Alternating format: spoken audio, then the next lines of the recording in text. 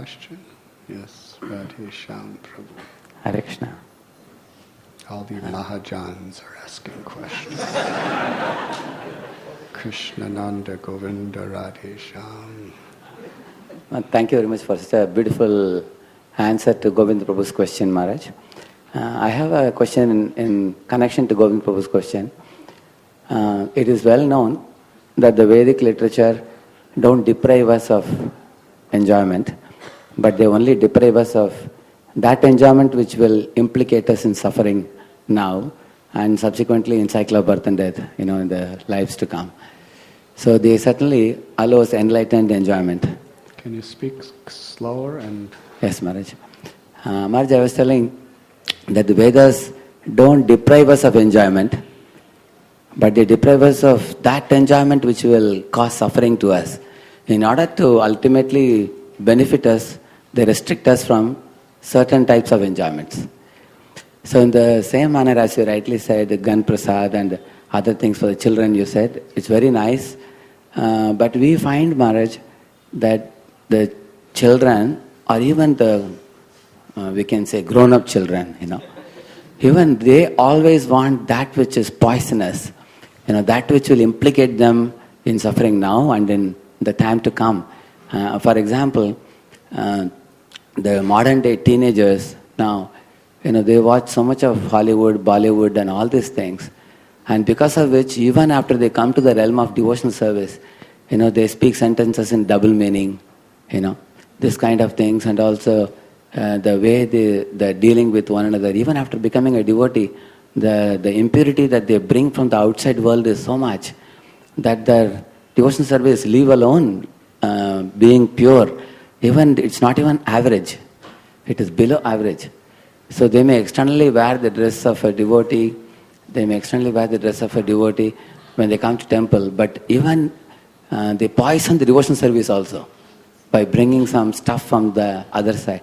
So when I heard you, I was very pleased to hear the understanding of how we should not be too restrictive with children. We should not be too restrictive, but we should be giving it in a way that enhances their Krishna consciousness.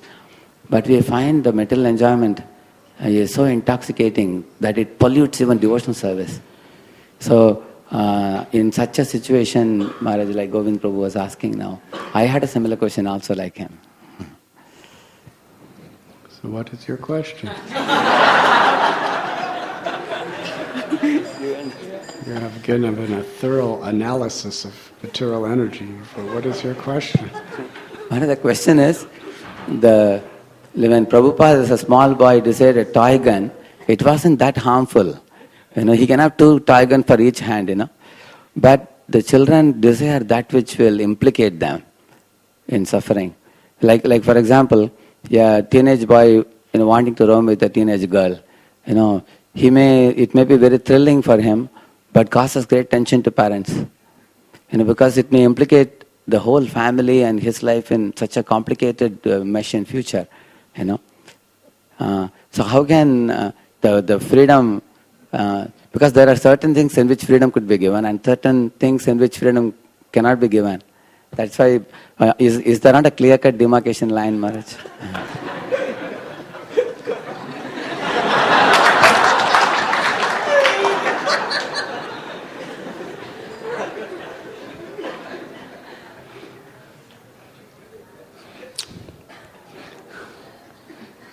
If Radheshyam Prabhu had children,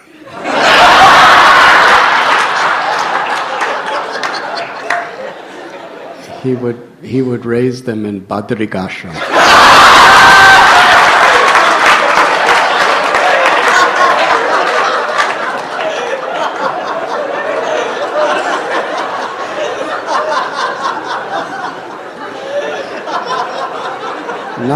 Not the lower one. The higher one where Vedavyas lives. Because at the lower one there is too much facility for material enjoyment.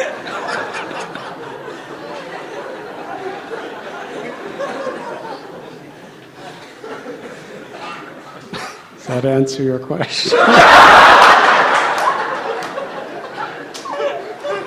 Ultimately we should create that environment of pure devotional service around our children.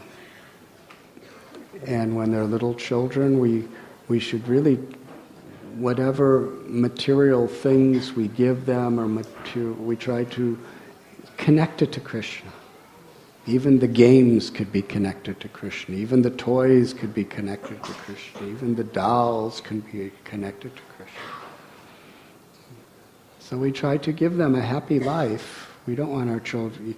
Children are not meant to be unhappy. We try to give them happiness in Krishna. We connect it to Krishna. But once they start getting older, as you say, then they're going to do what they want, whatever you say. Yes? That's part of life. That's kind of what you did, becoming a devotee. We have our free will. Srila Prabhupada explains, when children are very young, we have to, in a very loving way, in a very positive way, discipline them. That means we give them so much love and affection, and we give them so much encouragement, and we give them so much appreciation for the good things they do, that when we do discipline them, they don't get depressed by it. They can actually understand it deep down as an act of our love and concern for them. That's important. But then when they grow older, we have to be their friend, because we can't really discipline them anymore, especially in this modern age.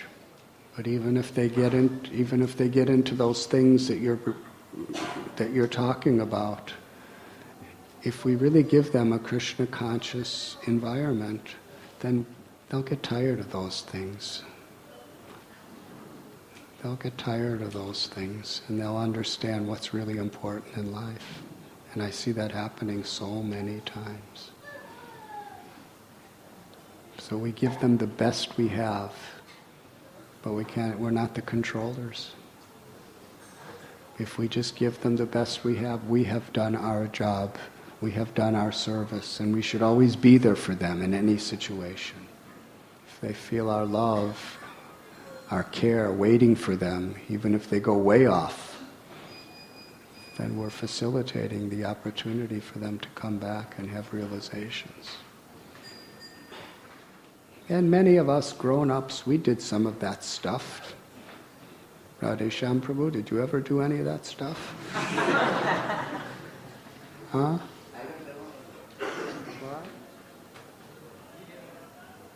You never did. Hare Krishna. I was in a very strictly disciplined atmosphere at home. That's the way my father grew me up. So I like to also grow people up in a similar manner.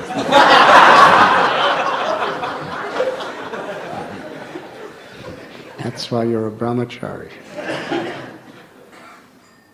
Became 12, my father said, "No, we can't play with girls. Boys should play with boys, girls should play with girls." So that's why we were raised, Maharaj. We should try to raise all our children like that. But we have to be accommodating for those who are not avatars like you.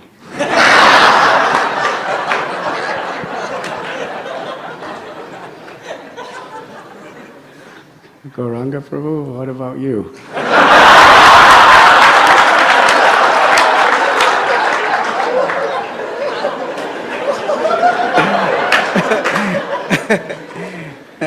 Your mother's a witness. I was not strict like Radheshyam. Please don't ask further.